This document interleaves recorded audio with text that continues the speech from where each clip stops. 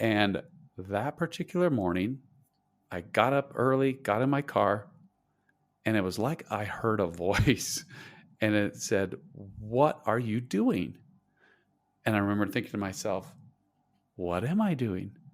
And Joyan, this never would have happened. For me to question what I was doing religiously, it wasn't even conceivably possible. I got out of my car, I went back inside, I went back to bed.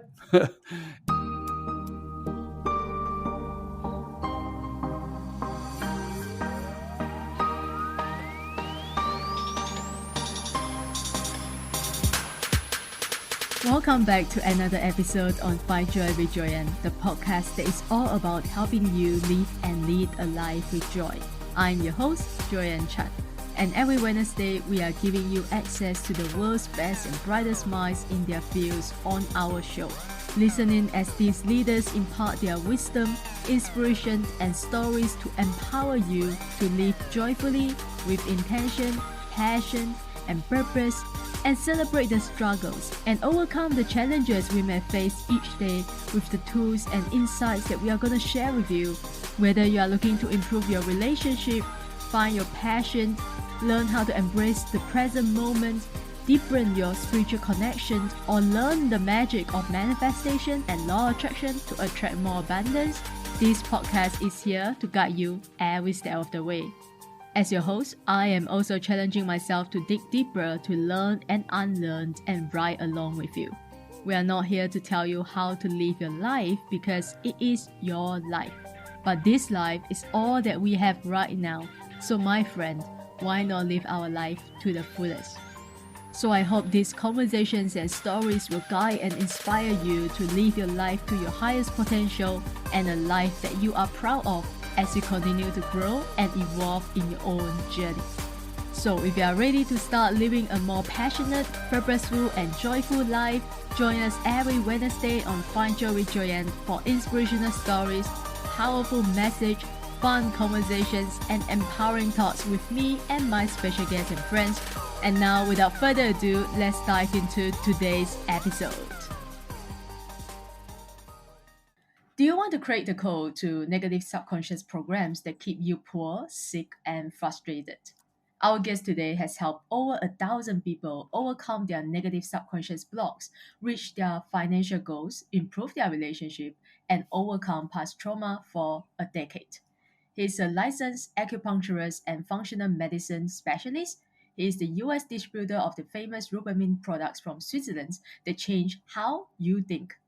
He has worked extensively with many doctors around the world in Switzerland, Germany, and many more. He is here today to help you break subconscious patterns to allow real healing and real personal growth.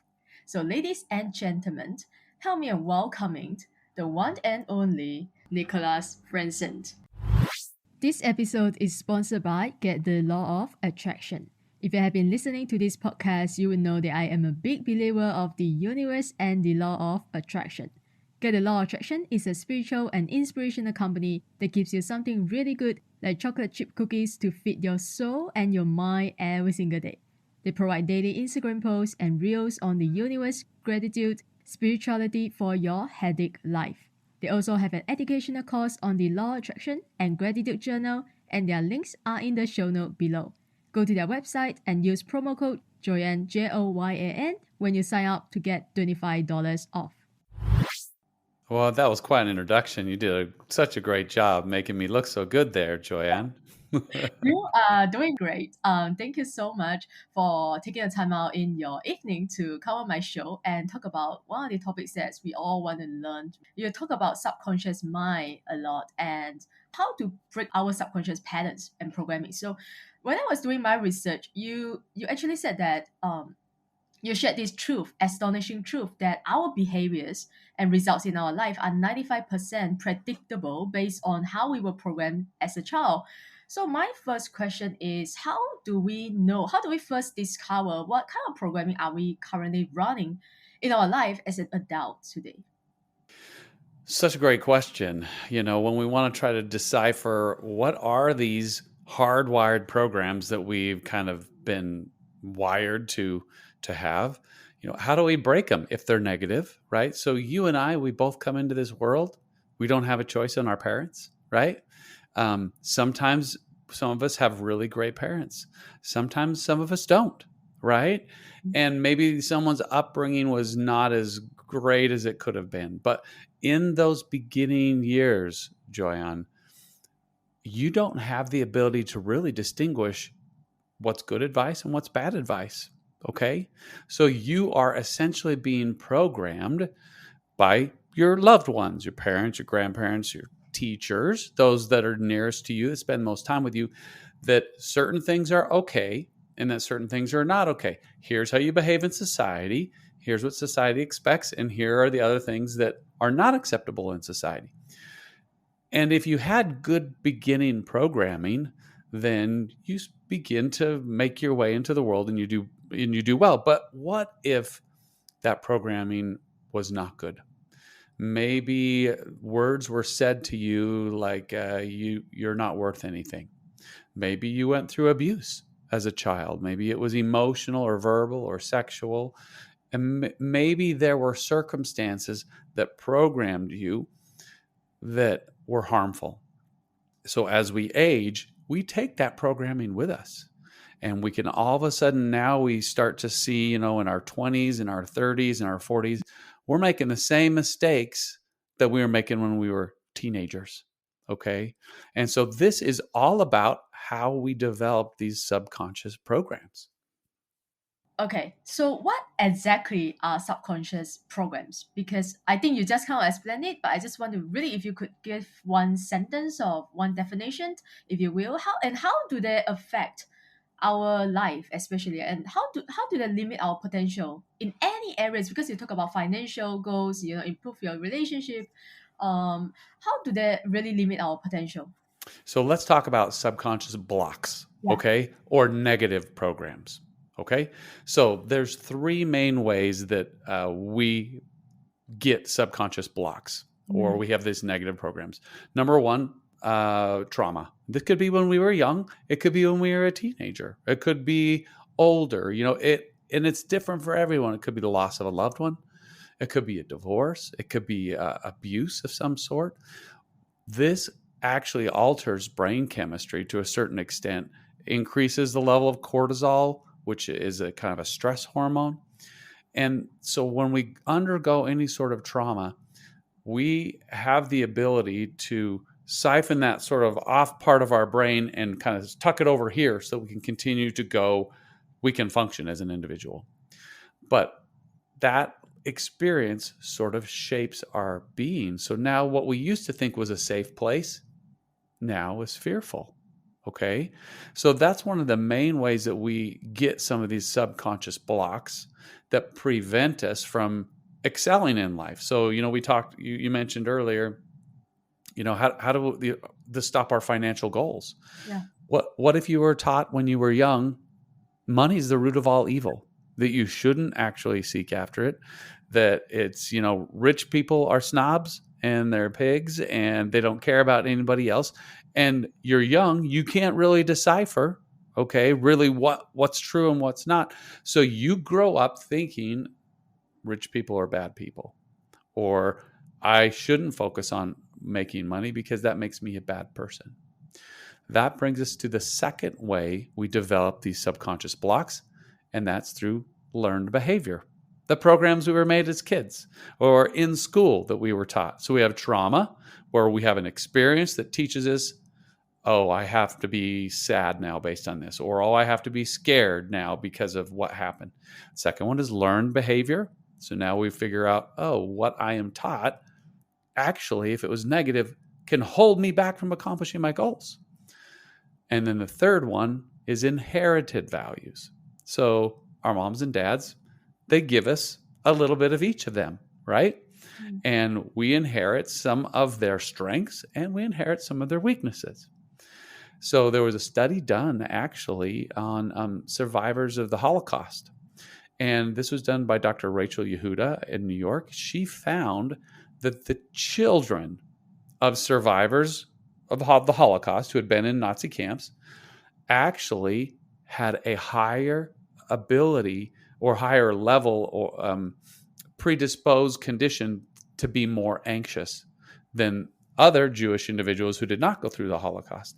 So just because your parents went through something actually predisposes you to become more like that.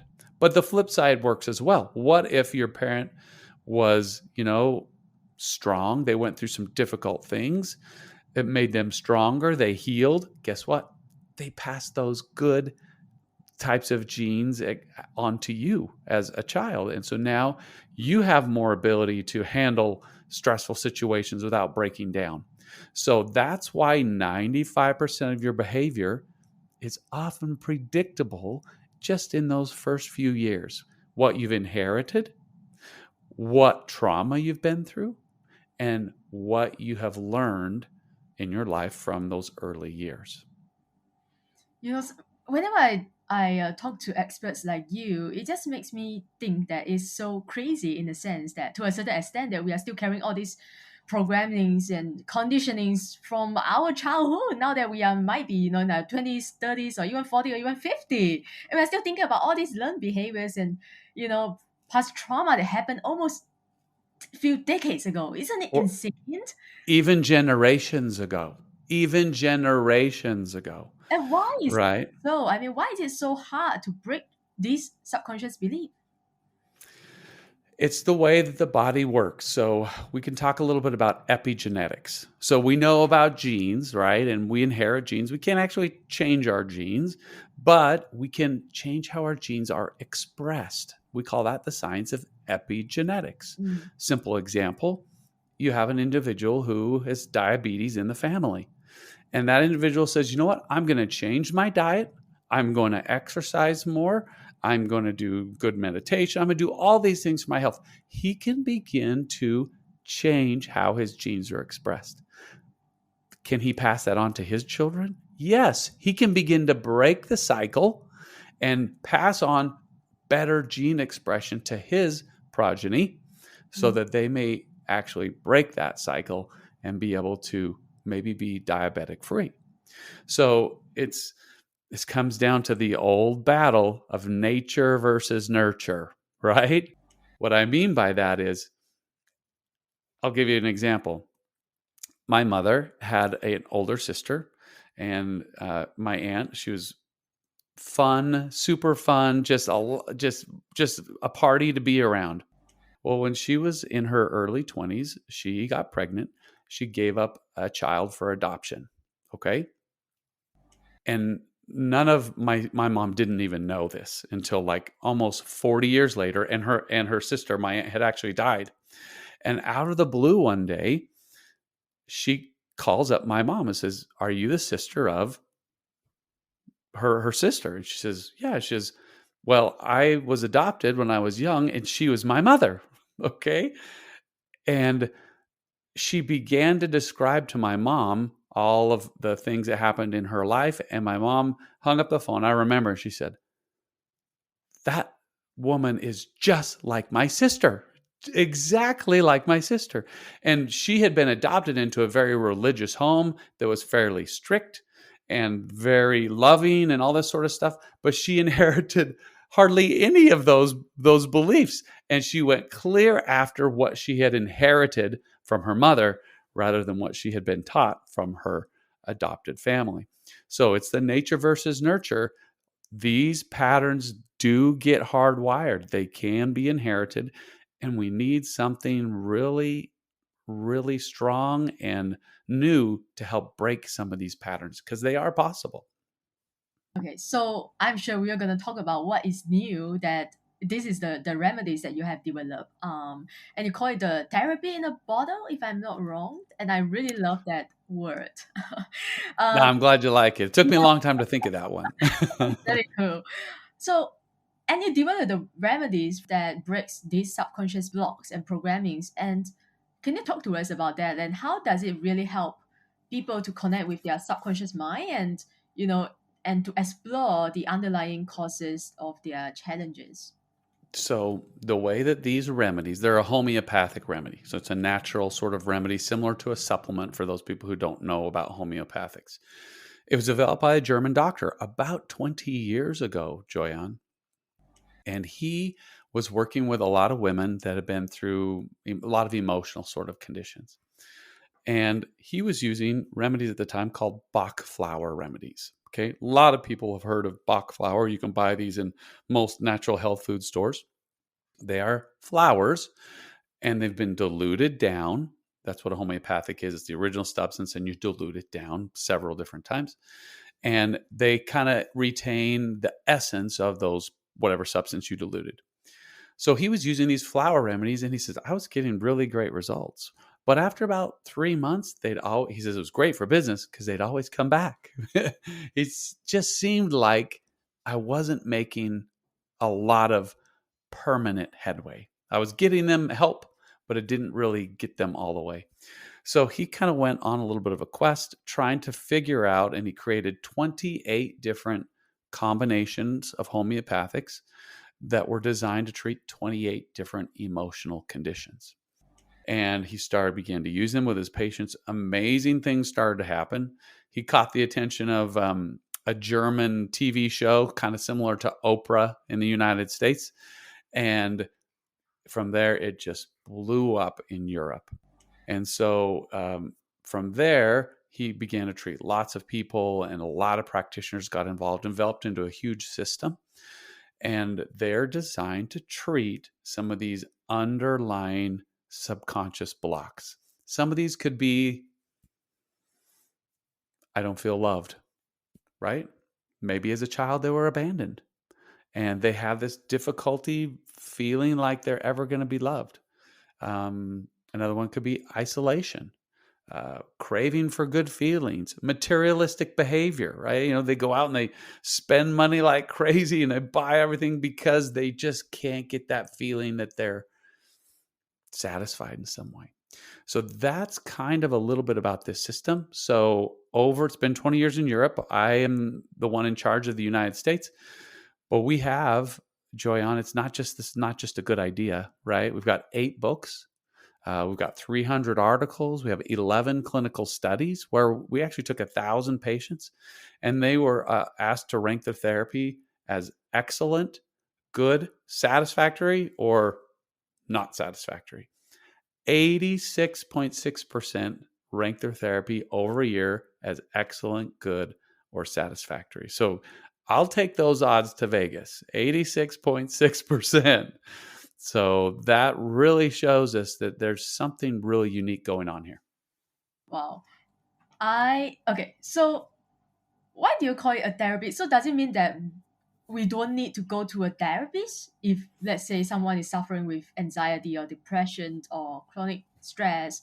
Does it mean that they just have to buy the bottle instead of going to a therapy session? Or it's a combination of both? You still have to talk to someone to, really get through the So I like to tell people, bring what you have and see if we can't add to it. See if we can't take you to another level. Okay. Talk therapy is great. I recommend everyone should have one to talk through some of these problems. I think it's essential. They can be very helpful. When our therapists who are using our system, they'll tell me, Nick, I can get 3 years of progress in 6 months if I'm using talk therapy and I've put my patients on these particular supplements, these homeopathics. It seems to have the ability to speed things up. And let's say you're not into talk therapy. I meet a lot of people who say, I've done it. I didn't like it. It didn't work for me. I don't want to go back. What these remedies seem to be able to do is allow you to think differently. That's why we call it therapy in a bottle. It changes how you think.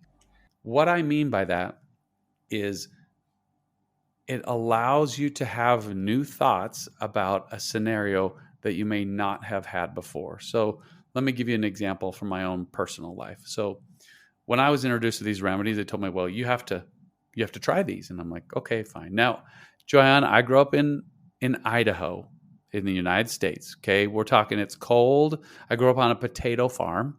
I had 64 people in my high school graduating class. Okay. Wow. So very small town, We didn't get in a lot of trouble. I mean, the worst things we did was, climb the water tower and steal stop signs. All right. So not a lot of things. And so I grew up in a very religious family, and I'm very happy to have done that. I got taught great values. I had amazing parents, great siblings, but I had in my mind that my religion was super important to me. It still is very important now, but something changed. I went on a particular combination, and at right about 6 to 8 months, I would get up every Saturday morning and go to this special religious service. And it had always served me. I was happy. I wasn't being damaged. And that particular morning, I got up early, got in my car, and it was like I heard a voice, and it said, "What are you doing?" And I remember thinking to myself, what am I doing? And Joyan, this never would have happened. For me to question what I was doing religiously, it wasn't even conceivably possible. I got out of my car. I went back inside. I went back to bed. And over the next few years, really, I began to question some of what I had been taught from a religious perspective. Now, those people who have had religion as a part of their life, they may understand how hard it is to kind of break free from this. So for me, though, I didn't throw the whole thing out. I all of a sudden had this ability to kind of decipher, okay, I believe this is true, but this may not be true, and this may not be true. And it took me spiritually to a completely new level where my faith grew, but my religiosity decreased.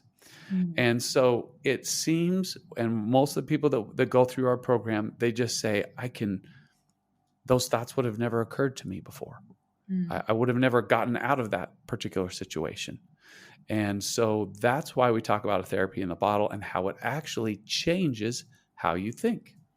I have never heard of that before. It's really interesting. It makes me want to try now. So Yes. So that means that you would just wake up one day or the next day, start questioning everything in your life. Now, the one thing I want you to know, and I want all your listeners to know, is this is not like a quick fix, like boom. Oh, this is like I was going to take away all my anxiety tomorrow. Okay. Remember, this is subconscious programming. Some of these beliefs, they have been there for 30, 40 years. So it's not like we can change that in an instant. So our therapy, we have people come onto our therapy anywhere from 12 to 15 months. Okay. And we start to, like an onion, we peel back some of these false belief systems that they may have acquired, throughout life based on what they were taught. Earlier today, I was speaking with another practitioner, and we were talking about how, a boyfriend breaks up with a girlfriend. Okay. And she is devastated. He's not. He goes on his way. He finds new love. He's fine. But she can never marry again. She can't get close. She can't get close. It's too much fear. She can't get hurt again. And so this is an example of trauma, creates a belief system that now keeps her from really wanting what she wants the most. And so these layers, they have to be peeled back, and it takes a little bit of time, but the results, they're fantastic. Please tell me she's married now with 2 kids. That's right. I love that. So it seems like, hearing from this story, it seems like we can still develop trauma and beliefs, subconscious belief, even when we are adult, right? I mean, not just only when we were a kid, but even now we can still develop new false belief. That, oh my goodness, it's never gonna think about this. Okay. Yes, that's very true. When you're an adult, now you've got a pretty good idea of what's right and what's wrong. So if someone tells you to do something bad, it's usually not going to stick quite like it was when you were 8 or 6. Okay. But let me give you an example. Let's take teenage years. Okay. So we have we can make decisions as a teenager, but of course this happens into adulthood. I had a patient. She was a runner, right? Track star. Okay. She was in high school, 17, 18 years old, fit. She was really in good shape. She got on the scale to do a weigh in where the coach was there and other people. And her coach says, "You're 2 pounds overweight." Now, she could have said, "Coach, go to hell. You know, what are you talking about? You're crazy. Get out of here." But with an adult, you have a choice. You can accept what you were just taught, or you can reject it. If she can reject it, then she moves on as that's not part of me. But she accepted that belief that she was overweight. And that started to propel a scenario of, well, I'm already running 5-10 miles a day, so I must need to binge eat and I must become bulimic and I must do anorexia. Put her into a 10-year cycle of an eating disorder based on the acceptance of what somebody said. Okay. So you think of someone who's in a marriage, right? And maybe they're put down every day, right? Put down every day. I was at somebody's house the other day and just kind of a friend of a friend. And the guy was talking, the wife was there. It seemed like it was they're a happy couple. And he was talking, and then she said, "Oh, that dog over there, he's doing this." And he immediately says, "No, no, no, you're changing the subject. No changing the subject." And then he apologizes to me and he says, "Sorry, sometimes she changes the subject." And she's probably 50 years old. And of course, I recognize this is bad. Oh my gosh, what else is going behind closed doors? But he's totally manipulating this wife. And of course, she smiled and said, "Oh, yeah, sorry, I changed the subject." But that's a learned behavior that now maybe she thinks, "You know what, I'm not good enough for him. And so I have to do what he says." So it just has to be the acceptance of the idea could create this subconscious belief that I need to be this way. Wow. Wow. Now I have to be more mindful with what I accept, be more conscious with what other people say to me. And we all have a choice to decide. And sometimes it's all about you being conscious or not. Like that woman that you just described, she might not be aware of that is happening, what is actually happening, right? She just thought, Right. it's just like my husband always says this to me, just like talk to me like this. So, and you also talk about the body that keeps score. Can you explain Yeah. to us how does migraines, sleep troubles or addictions can really be the results of subconscious blocks? It's a symptom of the Yeah. subconscious blocks. Yeah. Let's talk about how this manifests in the body. Let's take this woman I just talked to you about. Okay. Let's say she has no idea that she's being manipulated like Yeah. this. She's just as part of life. Okay.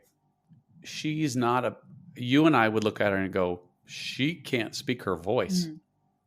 She can't stand up for herself. If she speaks up, what do you think happens? Who knows, right? Maybe he physically hurts her. Maybe he speaks to her very negatively. What part of the body is being suppressed? The voice, Okay. the throat. Would I be surprised in 5 to 10 years if she was diagnosed with throat cancer? No. Probably not. Is her voice always kind of raspy? Is it kind of soft? Does she have laryngitis? Does she get strep throat? Does she have neck pain? So the body, if you're not emotionally healthy and you refuse to take care of it, like in this particular scenario where she doesn't understand what's happening, it will manifest somewhere. The body will keep the score, and the stress associated with that particular scenario will manifest in her physical body. Could be, for her, I would say it's probably somewhere in this area, right? Neck, throat, something like that. What if it's a broken heart? What if the boyfriend dumped them? They've never been able to love again. Heart palpitations, breast cancer, different sort of things, back pain. Okay. So the body will often manifest different places these emotionally themed troubles that we deal with if we don't actually resolve them. Mm. So I think the first step is to identify what kind of symptoms, physical symptoms that we have in our body right now. right? Is it easier to first identify the physical symptoms in our body? So most of the people that come to see us, Joyan, they come because they have a problem. Okay, yeah. They come because they're like, I have stomach troubles that I can't get over. I've taken all the medicines. I've taken all the supplements. There's no I've been to the MRI. I've been to the CT. Have done all these different things. No doctor knows what's wrong with me. My blood work is fine. Everyone thinks that it's in my head. I know that it's not in my head. And we tend to believe that there's probably old emotional stuff unprocessed that is causing the physical ailment. Mm. Okay. And so then we would sit down and we have a special little testing method that we use, and we figure out, what's going on with this, what's happening here. And then we would give them our little bottles, our little medicines. And all of a sudden, gosh, 3 months go by, my stomach feels pretty good. My stomach is not hurting like it was before, because when we heal these emotional issues, then the physical body has a plethora of energy to heal what it was actually was being hampered by the emotional conflict. So you can't look at them as two separate, Okay. right? You have to look at them as they're both together. The emotions, the spirit, the physical. One gets out, the others are affected. Okay. And that's really how some of this stuff really works. Yeah, that makes sense. And the last thing that I want to talk to you about is, why do you say that meditation, affirmations, and visualization don't work very well for hardwired subconscious mind? For example, I also believe that, personally, I believe that affirmation don't work, you know, because I tried before, it doesn't work for me. So I believe that it doesn't work, right? So, but I'd love to hear from your expertise, from your perspective, why does it not work, especially when it comes to changing your subconscious belief? Okay. That's a great question. I think it does work. Okay. Okay. Right. I believe we were, created to be creators. All Mm, right. You can call it a manifesting or law of attraction, whatever you want to do. It's our inherent, as humans, to create stuff, right? yeah. Art, music, architecture. I mean, that's what we do. We create things, and that's, I think, a God given power that we can create. So I 100% believe that these meditations and things, it is the power of creation. And we know there is a power of thought. Yeah. So why does it not work for some people? And for other people, it does. Let me give you an example. Let's say we have, you and I both know a young woman, been through a very bad breakup, and she hates her ex-boyfriend. It's bitterly angry. She's bitterly angry, and just, it's a big thing for her. And this happened 10 years ago.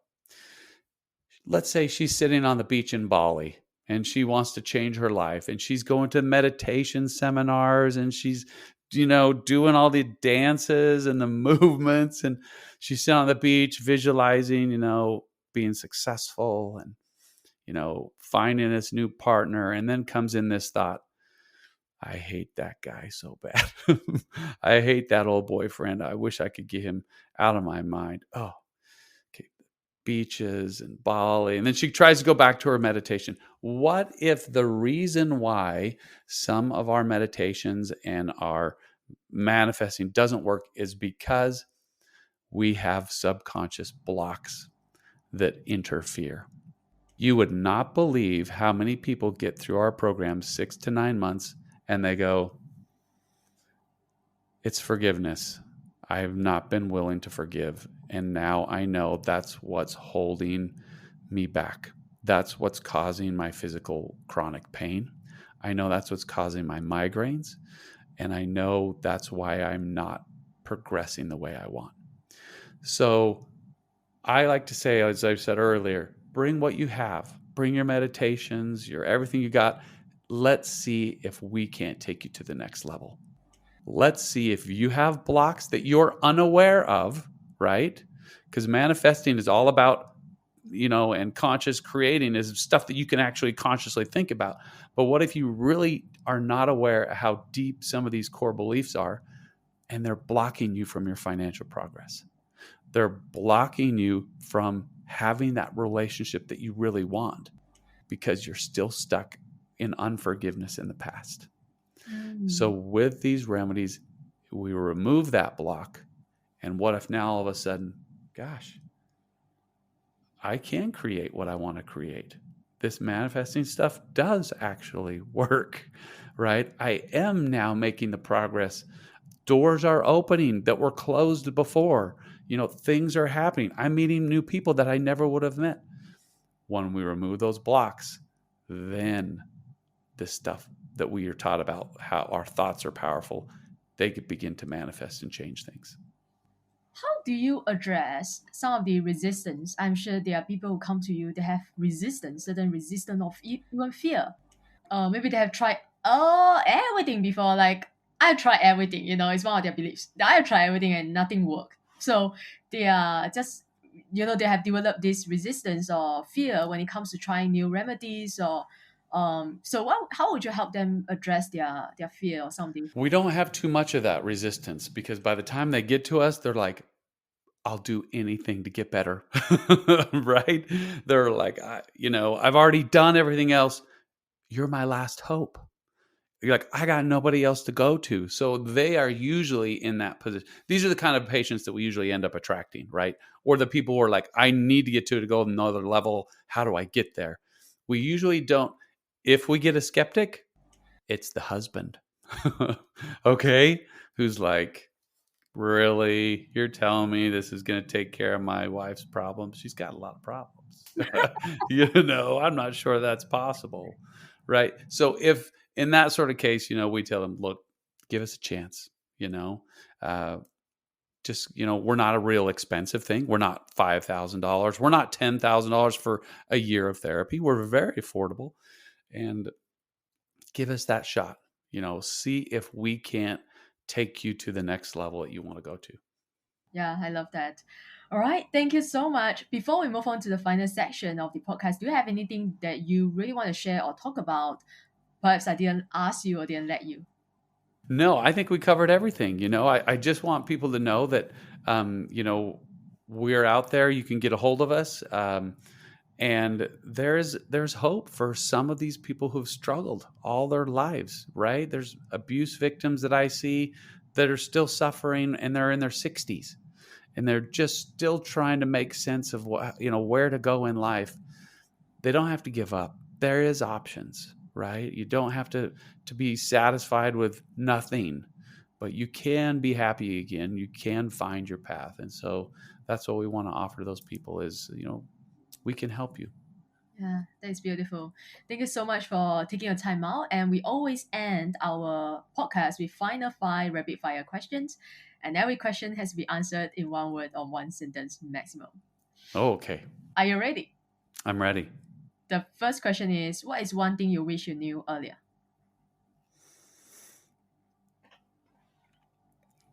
Do I have to answer very quickly? Oh, doesn't have to be. Okay, give me a quick second. How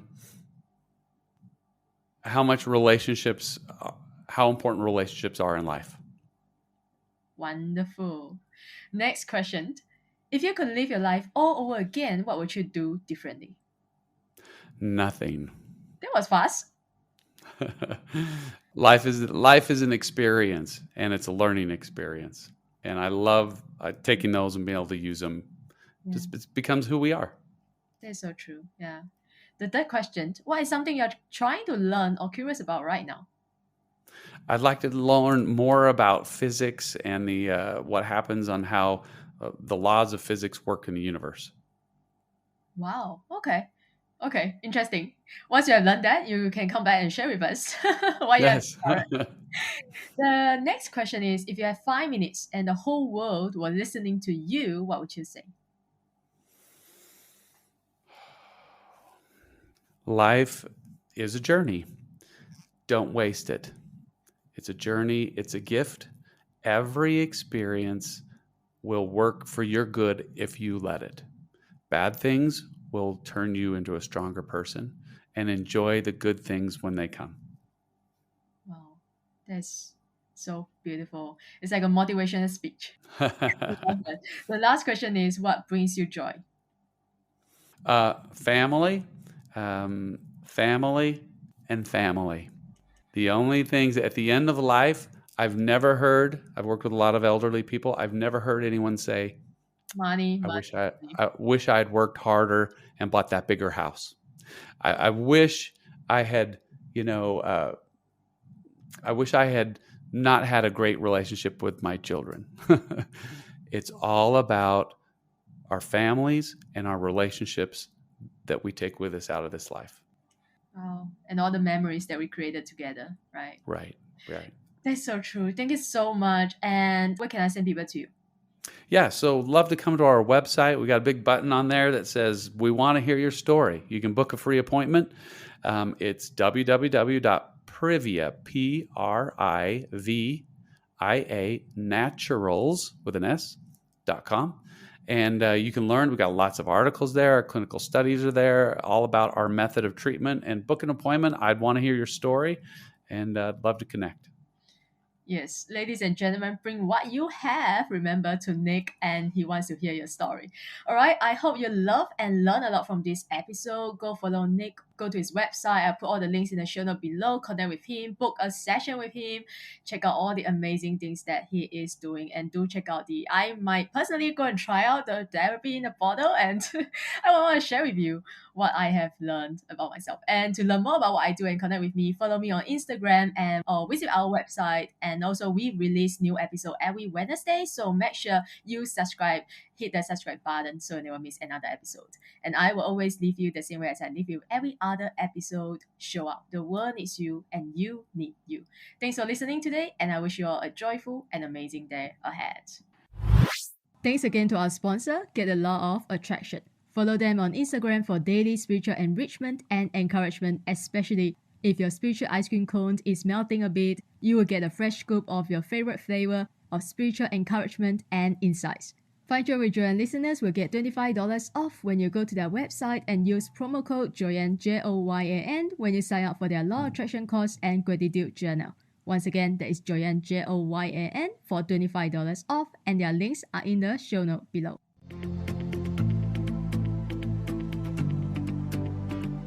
Thank you again for tuning to Find Joy with Joyan podcast. If you enjoyed today's episode, you can help support this podcast in one of three ways.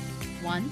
Take a screenshot of this episode and share it on your IG story and tag me at findjoyjoyan_podcast so I can repost and connect with you. 2. Share this podcast with a friend or a family member. And 3, leave a positive review on Apple Podcasts so we can continue to grow and reach more listeners worldwide. Make sure you also subscribe so you don't miss out on any episode coming Wednesday.